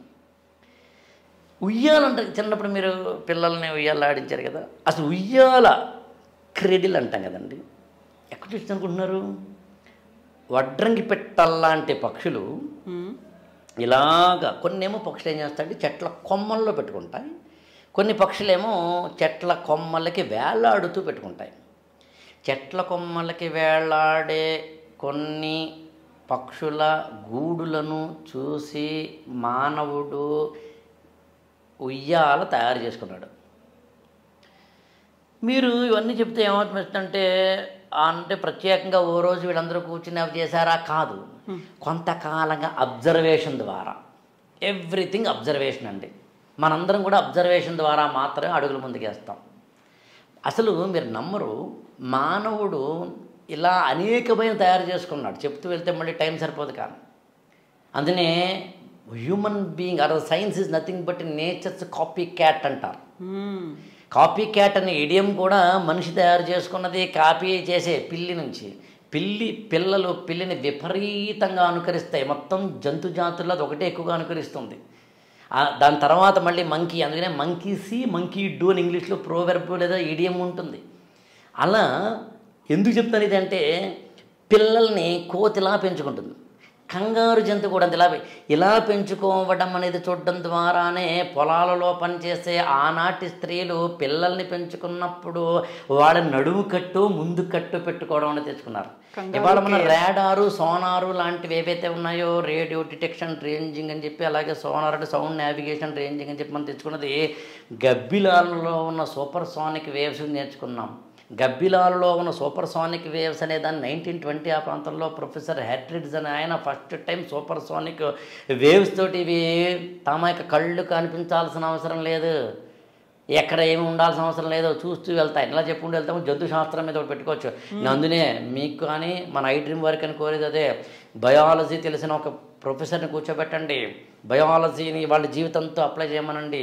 జువాలజీ జంతువులన్నింటిలోంచి ఏదో ఒక గుణం మనం నేర్చుకోవచ్చు. భాగవతంలో అజగరోపాఖ్యానం ఉంటుంది, ఏ జంతువు నుంచి ఏం నేర్చుకున్నాడని చెప్పేది. అది మళ్ళీ భాగవతం ఎపిసోడే చెప్పుకుందాం. పాయింట్ అలా ఏంటంటే, మీరు ఏం అడిగారు పాపం, వినాయకుడి గురించి అడిగారు. నేనేం చెప్పాను, మనిషట ప్రపంచంలో ఉన్న తన చుట్టుపక్కల ఉన్న వాటిని అబ్జర్వ్ చేసి వాటిని ఆధారం చేసుకుని తన జీవితానికి అన్వయించుకుంటాడు.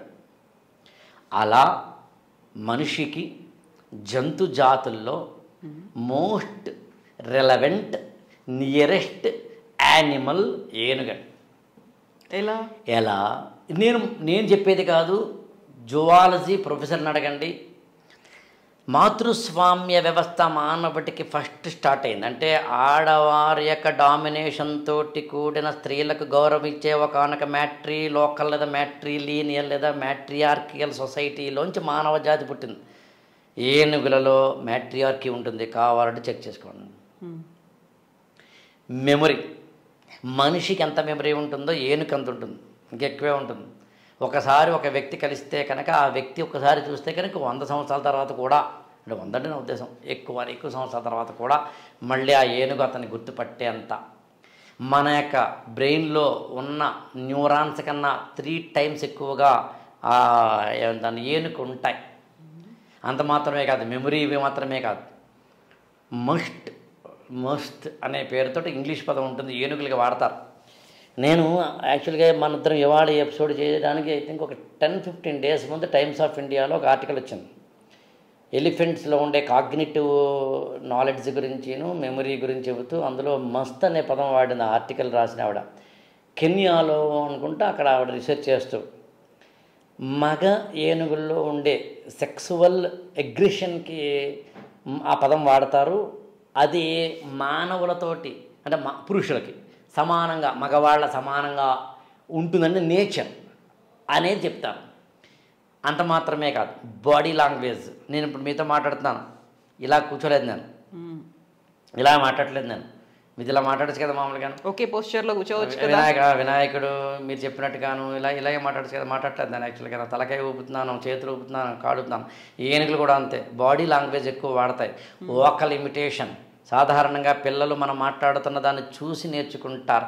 అది ఏ జంతువులోనూ లేదు, ఏనుగుల్లో ఉంది. ఇలా చెప్పుకుంటేందు చాలా ఉన్నాయి.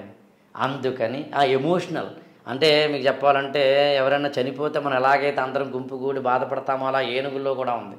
అందులో ఒక మ్యాట్రియార్కల్ సిస్టమ్ కావచ్చు, మెమరీ పవర్ కావచ్చు, మస్ట్ లాంటి సెక్సువల్ అగ్రెషన్స్ లాంటివి కావచ్చు, ఎమోషన్స్ లాంటివి కావచ్చు, లెర్నింగ్ కెపాసిటీస్ లాంటివి కావచ్చు, లేకపోతే కనుక టూల్ మేకింగ్ అంటాం మనం, అంటే పనిముట్లు తయారు చేయడము అనేది. మానవుడు ఫస్ట్ టైం పనిముట్లు తయారు చేయడానికి బేస్ ఏంటి అంటే బొటనవేలు.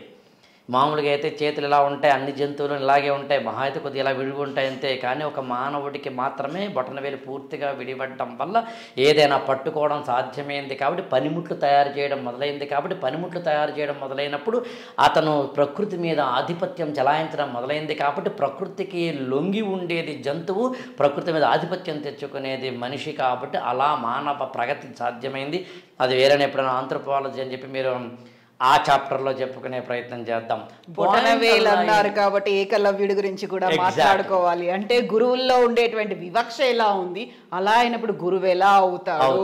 సో అందుకని అలా అనుకున్నప్పుడు ఒక్క మాటలో చెప్పాలి అంటే ఇన్ని రకాలైన వాటిల్లో మనకి టూల్ మేకింగ్ ఏదైతే ఉందో, టూల్ యూటిలైజేషన్ ఏదైతే ఉందో అది మళ్ళీ జంతువుల్లో ఎక్కువగా ఉన్నది ఏనుగు. కాబట్టి ఆ ఏనుగు బాడీ లాంగ్వేజ్ కానీ, బ్రెయిన్ పవర్ కానీ, మెమరీ పవర్ కానీ, ఇంటెలిజెన్స్ కానీ, ఇప్పుడు మనం చెప్పుకున్న ఎమోషన్స్ కానీ, tool making and tool utilization కానీ, ఇన్నింటిలో మనిషికి దగ్గరగా ఉన్నది ఏనుగని ఆనాటి మానవుడు అలా చూశాడు, ఊహించాడు, అర్థం చేసుకున్నాడు. కాబట్టి ఏనుగు శిరస్సుని ఇతనికి అమరిస్తే బాగుంటుందని ఆయన అనుకున్నాడు. దీనికి నేను అంటే ఎంత ఉందా అండి, వాళ్ళకి ఎంత తెలుసునా అండి, వాళ్ళంతా గొప్పవాళ్ళ అనేదానికి గంటల తరబడి కూర్చొని నేను చర్చించగలను తప్ప ఏమీ చేయలేను. బట్ నేను నమ్ముతున్నాను, నాకు ఇలా ఇంటర్ప్రిటేషన్ అనిపించింది. ఎవరి ఇంటర్ప్రిటేషన్ వాళ్ళది. నాకు అనిపించింది ఇది. ఆ రోజుల్లో నేను ఎందుకు చెప్తాను ఇది ఎంత అంతే అంటే, ఆయన ఆ రోజుల్లో ఆయన అంటే కూడా ఆనాటి ఋషి వ్యాసుడు కావచ్చు, మరొకరు కావచ్చు, వారు అందించింది ఇవాళ కూడా అప్లై చేయడం నాకు ఇష్టం. ఇవాళ కూడా మనం టైగర్స్ని కాపాడుకోవాలనుకోవటం లేదా? Project tiger. ఇవాళ కూడా మనం ఎలిఫెంట్స్ని కాపాడుకోవాలనుకోవట్లేదా? Project elephant. ఆ మాటకు వస్తే ప్రకృతిలో ఉన్న ప్రతిదాన్ని మనం కాపాడుకోవాలి. మీకు తెలుసునా? కాకి మీద మాత్రమే ఓ రోజు ప్రత్యేక ఎపిసోడ్ పెడదాం. కాకి కనుక లేకపోతే మన జీవితం చచ్చిపోద్ది. అందులో ఆ కాకి గురించి మనం మాట్లాడడం. రాబందులు ప్రపంచంలో ప్రతి సెప్టెంబర్ మొదటి శనివారం నాడు ఇంటర్నేషనల్ వల్చర్స్ అవేర్నెస్ డే, అంతర్జాతీయ రాబందుల అవేర్నెస్ అంటే ఏదో వాటి యొక్క దినోత్సవం. స్పారో డే ఉంది. స్పారో, మీరు స్పారో గుర్తొచ్చేది కాబట్టి పిచ్చుకలే కదా మీరు అనేది. పిచ్చుకల గురించి చెప్తాను చూడండి. ఇప్పుడు రాబందులు అండి, పిచ్చుకల గురించి చెప్తాను. ముందు రాబందుల గురించి చెప్పనండి. రాబందులు రామాయణంలో జటాయు ఎవరండి? రాబందే కదా. ఆ జటాయువు సంపాతి వాళ్ళ నాన్న ఇందాన్ని అనుకోకుండా రెఫర్ చేసిన అనూరుడు. మరి జటాయువు అంటే రాబందుని జటాయువుగా చేసి రామాయణం ఒకసారి చదవండి. జటాయువు సంపాతి రామాయణంలో హెల్పింగ్ నేచర్ తోటి కూడిన పక్షి జాతికి చెందిన వాళ్ళు కనిపిస్తారు. కావాలంటే చూడండి. అంటే రాబందు హెల్ప్ చేస్తుందిరా నీకు, నువ్వు దాన్ని కాపాడరా అని చెప్పడం. అలా కాపాడకపోవడం వల్ల భారతదేశంలో గత 20 ఏళ్ళలో, ముఖ్యంగా 15 ఏళ్లలో డైక్లోఫెనాక్ అనే ఒక మందుని విపరీతంగా వాడటం వల్ల, జంతువుల్లో అది వాడటం వల్ల వాటి వల్ల అంటే వెటర్నరీ మెడిసిన్ అది, దానివల్ల జంతువులు చనిపోయిన తర్వాత వాటికి అడేబరాల్లో డైక్లోఫెనాక్ ఉండిపోవడం వల్ల రాబందులు వాటి మీద వాలి అవి తిన్నప్పుడు అవి రాబందులు చచ్చిపోవడానికి కారణమవుతున్నాయని గమనించడం అనేది జరిగిందని చెబితే, రాబందులు లేకపోతే కనుక ప్రతి ఏడాది కళేబరాల మీద ఉన్న వాటి యొక్క క్రిమికీటకాలను పోగొట్టే పరిస్థితి ఉండదు, కళేబరాలనే తినే పరిస్థితి ఉండదు. అలా తినే పరిస్థితి లేనప్పుడు ప్రతి సంవత్సరము మన భారతదేశంలో 6 లక్షల మంది కేవలం క్రిమికీటకాలు ఇప్పుడు చెప్పిన కాజు వల్ల చనిపోతున్నారు అన్నప్పుడు మరి రాబందుకు నువ్వు దండం పెడతావు, గబ్బిలానికి నువ్వు దండం పెడతావు, నిద్దంపు లేత కస్తూరి ముద్దవోలే అంటాడు జాషువా గబ్బిలం అనే కావ్యంలో. అందుకని రాబందు దాని పిచ్చుక అన్నారు కదా, అందుకే పునరుత్పత్తి కేంద్రాలు కూడా పెట్టారు. అదే రాబందుల మీద కాకులు ప్రత్యేకంగా మాట్లాడుకుందాం. కాకుల గురించి చూసాం కదా బలగం సినిమాలో. మరి అది లిమిటెడ్ వర్షన్ అంతే, లార్జర్ పిక్చర్ అనేది ఉంది ఇంకా అంతే. పిచ్చుక అన్నారు కదా, పిచ్చుక 1958లో మావో జెడాంగ్ చైనాలో గ్రేట్ స్పారో క్యాంపెయిన్ అని పెట్టారు. పిచ్చుకలు పంటల్ని అంటే చాలా పండిన వెంటనే వచ్చే ఆ ధాన్యాలను తినేస్తున్నాయనేది కంప్లైంట్. దానివల్ల చాలా నష్టం. ఇప్పుడు పంట పండిన తర్వాత తినేస్తే ఎట్లాగా? అందులో పంట పండిన తర్వాత తినకుండా ఉండాలంటే పిచ్చుకలు చంపేయాలని చెప్పి దాదాపుగా 3 ఏళ్ల పాటు పిచ్చుకలు చంపడం అనే ప్రోగ్రామే పెట్టుకున్నారు. గ్రేట్ స్పారో మూమెంట్ దాని పేరు. అలా మొత్తం 3 ఏళ్లలో మొత్తం పిచ్చుకలు లేకుండా చేశారు. అవి ఆకాశంలో అయినా సరే నేలలో అయినా సరే లేకుండా చేశారు. 3 ఏళ్ల తర్వాత 4 ఏళ్ల తర్వాత ఈ పంటలు ఇంకా నాశనం అవ్వడం మొదలుపెట్టినాయి. ఆహార ఉత్పత్తి తగ్గిపోయి దానివల్ల కనీసం 2-3 కోట్ల మంది చనిపోయారు ఒక 2-3 ఏళ్లలో, ఇంకెక్కువ పోనీ. ఎందుకంటే క్రిమికీటకాల వల్ల అసలు వంగడాలు అంటే సీడ్సే పోయి, పంటలేపోయి, ఆ పంటలు పండించిన ధాన్యము పోయి, ఇదంతా పోవడం జరిగింది. ఎందుకంటే ఇంతకాలం క్రిమికీటకాల కంట్రోల్లో ఉన్నాయి. ఎందుకని? పిచ్చుకల వల్ల. అందులో ప్రత్యుత్పత్తికి కూడా పిచ్చుకలు అంటే ఏం చెప్పదొచ్చానండి, ఈ లోకంలో అందరూ కావాలబ్బా, అన్నీ ఉండాలబ్బా, మనుషులే కాదబ్బా, అందరూ మనుషులే అంటాను నేనైతే కనుక. అందరూ కనిపించే ప్రతి జీవరాశిలోను అందులో ఇవాళ మనం ఖచ్చితంగా వైల్డ్ యానిమల్స్ అయినా డొమెస్టిక్ యానిమల్స్ అయినా దేన్నైనా కాపాడుకుంటున్నాం.